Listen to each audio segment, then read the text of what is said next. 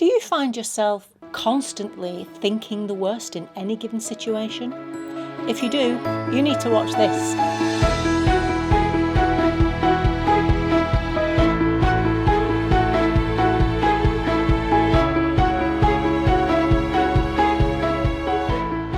Hi, my name's Christine L. Conroy. Welcome to Happy Stuff and Fluff, a channel for women over 50 who are getting happy and growing younger. We're talking metacognition today. That's just a fancy word of saying we're thinking about thinking, because we're thinking about your thinking, especially we're thinking about catastrophic thinking. Okay, catastrophic thinking, sorry, if you can hear the washing machine, I apologise for that. I know, a woman of my stature doing her own laundry, but I do. Can you tell I've just recently watched the Downton Abbey film? Now I don't have a maid.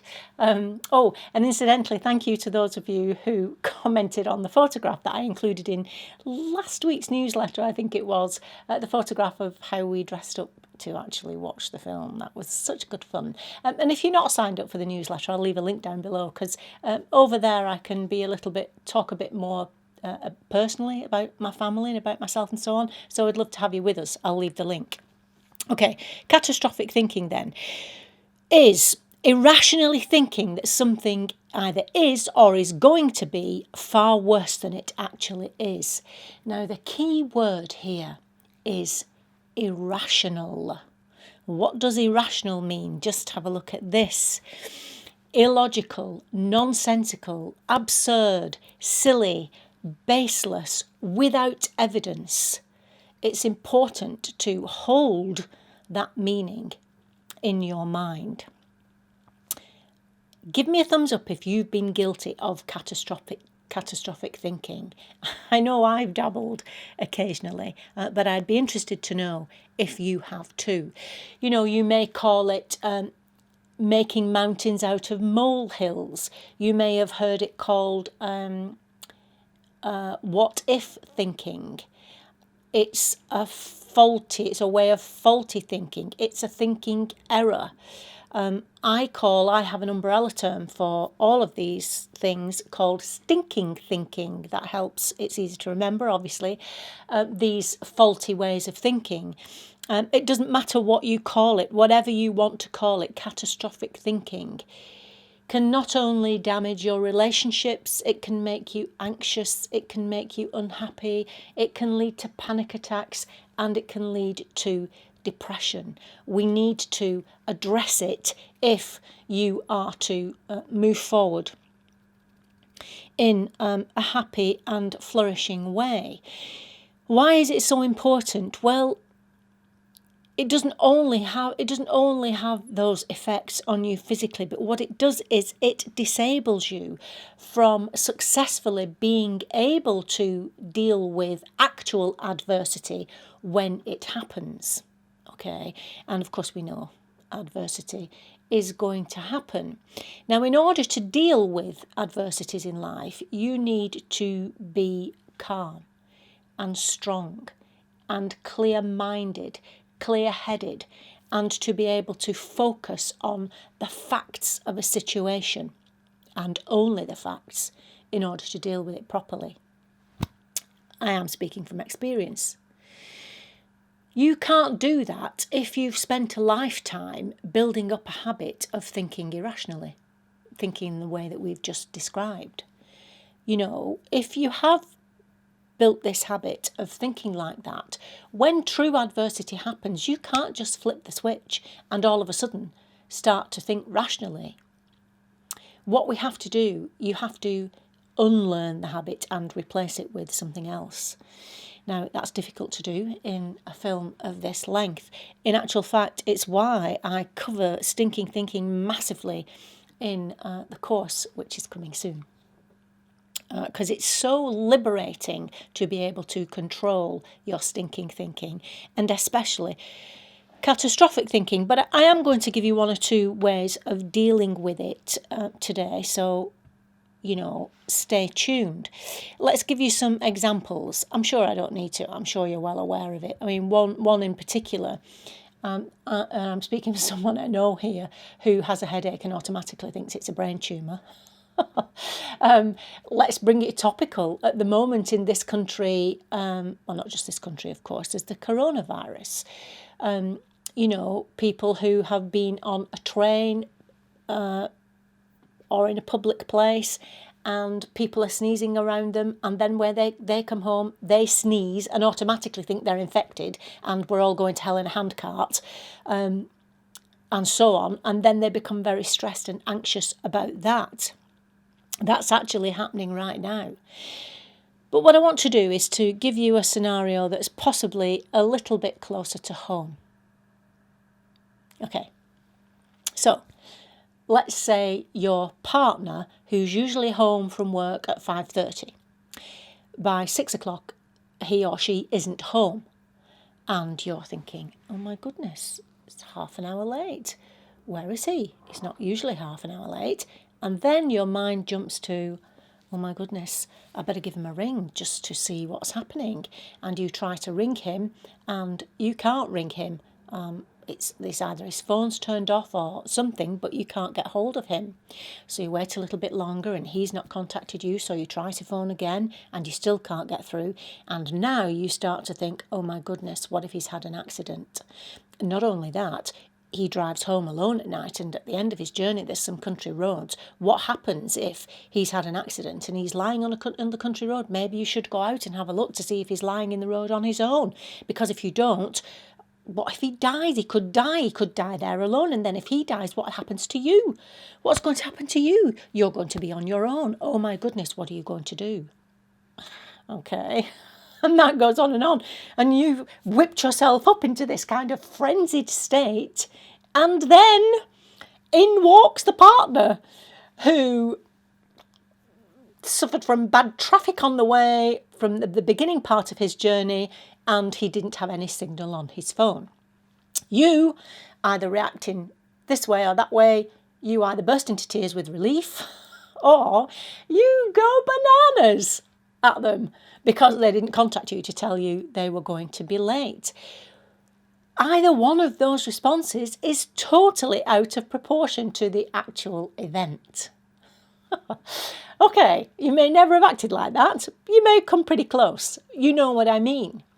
So, what's going on there with that? Like I say, the problem with this is it makes you incredibly anxious. This is how it can ruin your relationships. This is how it can make you feel very unhappy. What are you going to do about it? Because you have to do something about it, as I say, if you are going to free yourself from this way of thinking. Okay, so 2 ways to attack this. First of all, in the moment. There are 6 steps I want you to do. Now, some of these are silly. You may not have heard of them before. I myself recently, as you can imagine, have dabbled, as I say, in catastrophic thinking. I'm lucky in the sense that I am very self-aware. I know when this is happening and I know how to stop it, and this works. In my case, for a while, it was catastrophizing over the health of my 2 children. Okay, like I say, I can see it coming on, I know why it's coming on, and I know how to rationalise it. This is what I want you to do. At that point where you're thinking, oh, I need to give him a ring or her a ring to see where they are, you don't get through and feel yourself, finger tapping or toe tapping and thinking, oh my goodness, they have probably had an accident. Then at that point, I want you to either shout out loud or inwardly, I want you to shout, change. Okay, what we have to do is we have to interrupt that flow of negative thinking that you're starting up here and it's going to roll into this massive thing. The minute you start doing that, you shout to yourself, change. That's change the thought. Okay, and then what I want you to do is shake. I want you to shake. I want you to shake like a dog that comes in from the rain. Shake it off. Shake it off. You're shaking off those thoughts. You're shaking off that stream of negativity that's about to follow. Okay? And then I want you to move, change your environment, even if it's just from one room to the next. Come out of the room, come away from the phone. And then I want you to breathe. I want you to do the Conroy breathing, which is 3 deep, long breaths. In through the nose, out through the mouth, and let your exhale be longer than the inhale. So this is how you do it. Breathe in. Push your tummy out. Breathe out through the mouth. Automatically, did you see my shoulders drop? Because you're in this tense state. And these 3 breaths will help you to relax and will clear your mind, allowing you to be able to rationalise and to think rationally about the possible causes of your partner being half an hour late. Perhaps the traffic was bad. Perhaps he had to finish something off before he left work, and then perhaps his phone was turned off because he'd been in a meeting and he'd forgotten and you were not able to contact him. Those are rational reasons why somebody may be late home. Then distract yourself by reading a book, watching television. Exercise is a great one to clear yourself and to interrupt the cycle. So 6 steps there. Change, shake, move, breathe, rationalise, distract. That's what you can do in the moment. Now, I know some of you are probably thinking, but Christine, what if the partner has actually had an accident? Yes, there is a minute percentage chance that that's happened. Okay, it could have happened. And if it happens, you will deal with it then. Because then, when it's happened, you will know what you're dealing with. You will have the facts and you will be able to deal with the facts as they happen. Cross that bridge when you come to it. Afterwards, when the partner's home and probably the next day when you're relaxed and you're chatting together, then you need to address what's at the bottom of this catastrophic thinking. What makes you leap to that worrying thought that your partner may have had an accident and even died? If you come to that step by step, you obviously clearly don't want to lose your partner. That's going to mean you'll be on your own. Possibly the root cause of all of this is a fear of being alone. That's just an example, but what if it is? Then you can address that fear of being alone. You can talk about it. You can also say to your partner, look, I know this is what I do. I have a tool in my toolbox now to rationalise instead of catastrophize. Until I'm able and confident to do that, I would like you to phone me if you are going to be, for whatever reason, more than a half an hour late. Could you please let me know? Now, of course, there may be another time where he can't ring you to tell you. But by then, hopefully with practice, you'll be able to put these steps into action.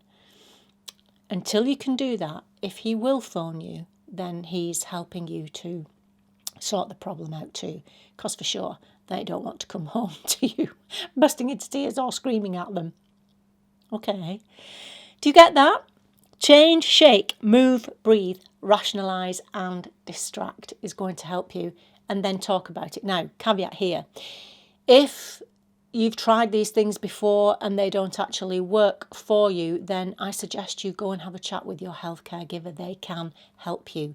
You do not want to be suffering this unnecessarily, because it's not just affecting these events, it's affecting your whole life and stopping you from being happy and flourishing. Okay, you know what I'm going to say now? I'm going to say, because I don't want you to miss a thing, that if you haven't yet subscribed, please do so and ring the bell so that you'll be notified when a new video comes out.